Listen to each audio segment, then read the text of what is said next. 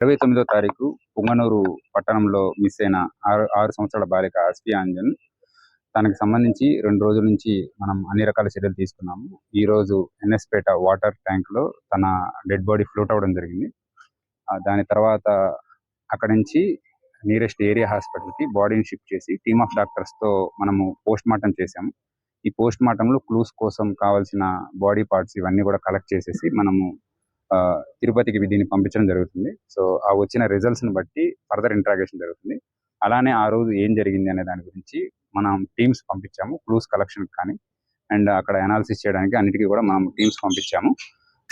ఈ టీమ్స్ ఇచ్చిన result next doctors ఒక ఒపీనియన్ ఇవ్వడం జరుగుతుంది. ఆ రిజల్ట్ వచ్చిన తర్వాత దాన్ని బట్టి ఫైనల్‌గా కేసు డిసైడ్ చేయడం జరుగుతుంది. ప్రస్తుతానికైతే ఎవరి మీద ఎటువంటి అనుమానాల గురించి మన దగ్గర క్లూస్ లేవు. సో ఇవన్నీ వచ్చిన తర్వాత ఫర్దర్‌గా డీటెయిల్‌గా చెప్పడం జరుగుతుంది. రిపోర్ట్స్ అంటే మనం దాన్ని బట్టి దాని మీద ఒక 3-4 రకాల ల్యాబొరేటరీ టెస్టులు చేయడం జరుగుతుంది. అది మినిమం 2 వీక్స్ దాకా అట్లా పట్టొచ్చు.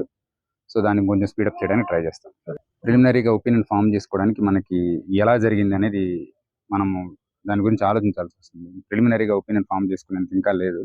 కాకపోతే ఏదైతే ఈ డెడ్ బాడీ ఉందో అది వాళ్ళ హౌస్ నుంచి 3 కిలోమీటర్లు ఉంది కాబట్టి బట్ బాడీ మీద ఎటువంటి ఇంజురీస్ అయితే లేవు.